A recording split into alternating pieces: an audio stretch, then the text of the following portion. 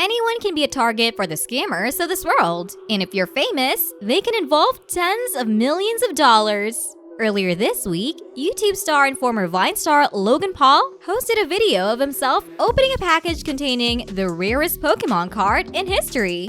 Trouble was, Paul never got the cards. Instead, he found something totally unexpected. In a recently released video, Logan Paul and his team revealed that the $3.5 million worth of Pokemon cards he bought last December are fake. According to him, those cards were supposed to be ultra rare and included one of only 4 cards that existed in the world. The video also featured the man who sold Paul the cards and an expert who later authenticated the cards for him when he purchased them. They confirmed that the Pokemon items inside Paul's box were definitely fake and they all got duped. It isn't clear if Paul will pursue legal action against anyone involved in selling him what happened to be a counterfeit product. While we don't know for sure if Logan Paul's story is real, I don't trust the case, the contents, or the authentication. We do know that many famous people have fallen victim to fraud. It may be hard to believe that Logan Paul got scammed for millions of dollars for a couple of Pokemon cards. But celebs have indeed had their fair share of issues with these types of scams.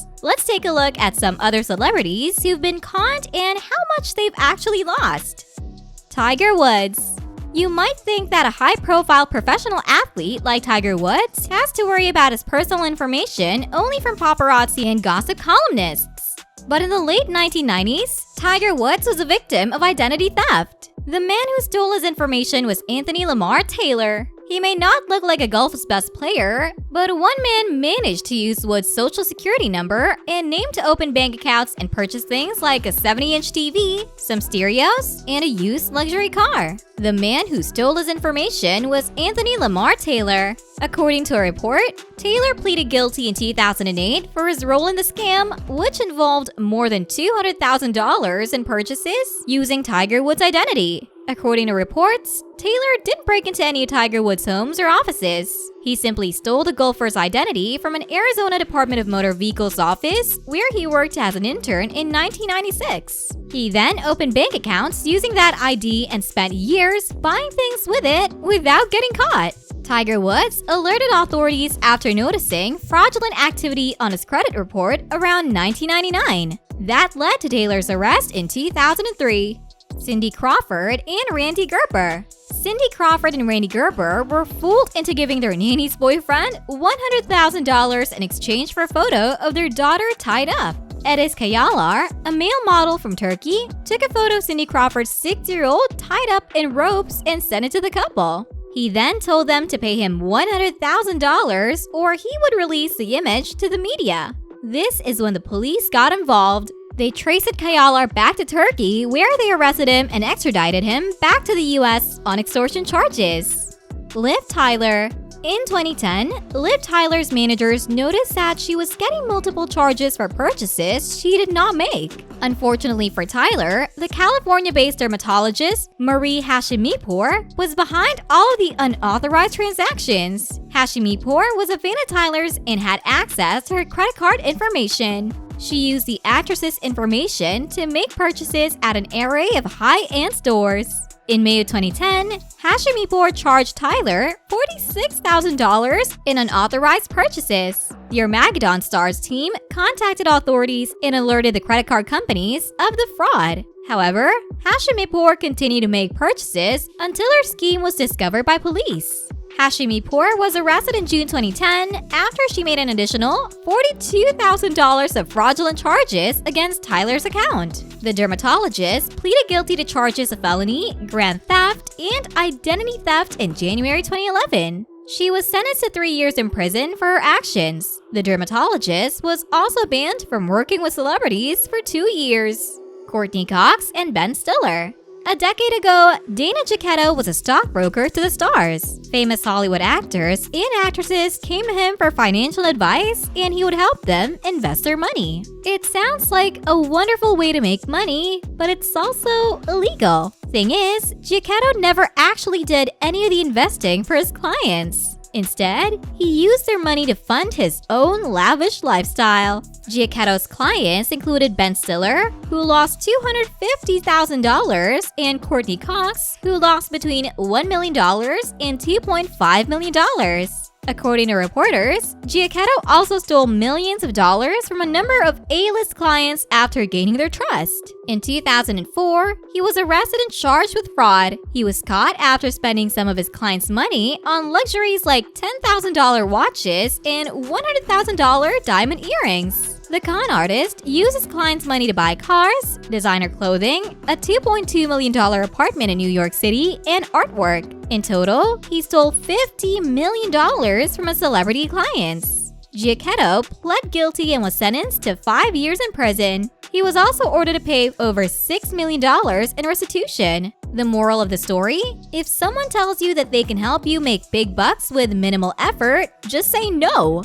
Uma Thurman. A lot of celebrities face the trouble of getting scammed by their financial advisors, but not many cases get as wide media coverage as this one. Uma Thurman is just one of the names out there that experienced this unfortunate situation. She knew Kenneth Starr for several years before he started managing her finances and even introduced her to other wealthy clients, which made her trust him more. Starr convinced Uma to let him invest her money in a business venture. She trusted him so much that she signed over power of attorney to Starr and let him manage her entire financial portfolio. He had complete control over all of her assets, as well as access to them. Starr wanted Uma's money to be invested in a company called Black Elk Energy Offshore Operations, LLC, which was incorporated in Delaware and headquartered in Houston, Texas. The company was involved in oil and gas production and the transportation of oil and gas. It also worked with other big names like Chevron, ExxonMobil, and BP America Incorporated. Uma trusted the company so much because she believed it had a strong reputation for safe operations and high standards. However,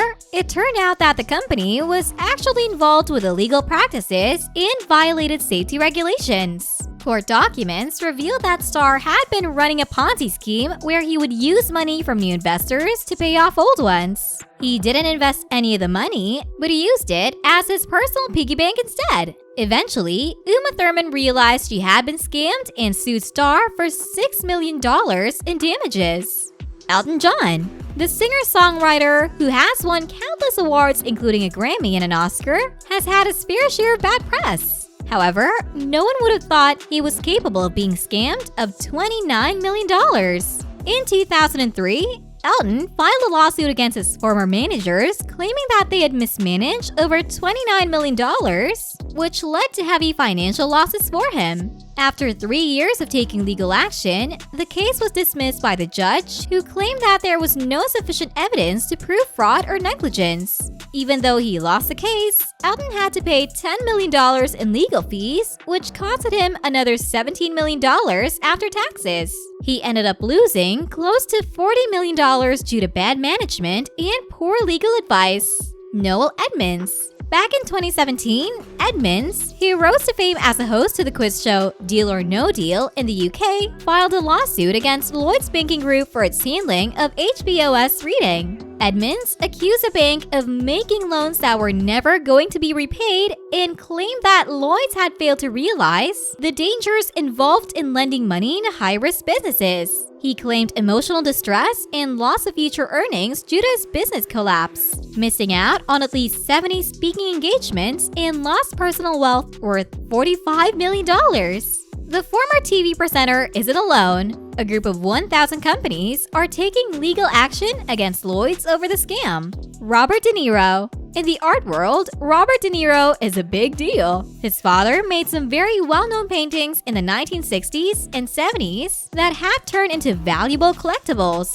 The Oscar-winning actor claimed he entrusted the sale of 50 art pieces by Robert Sr. to Lawrence Lander, owner of Manhattan's prestigious art dealer gallery, because he knew him for over 20 years, but only received a fraction of the money from the sales. De Niro then filed a lawsuit against Lander, who pleaded guilty in court after admitting that he sold the paintings for a profit. Salander failed to reimburse De Niro for the $88 million sale after personally benefiting from them. Scam artists sure are clever, and they know how to target their victims. While they seem to specialize in deceiving celebrities, they can and will exploit anyone with hard-earned cash, only to make a quick buck off of it.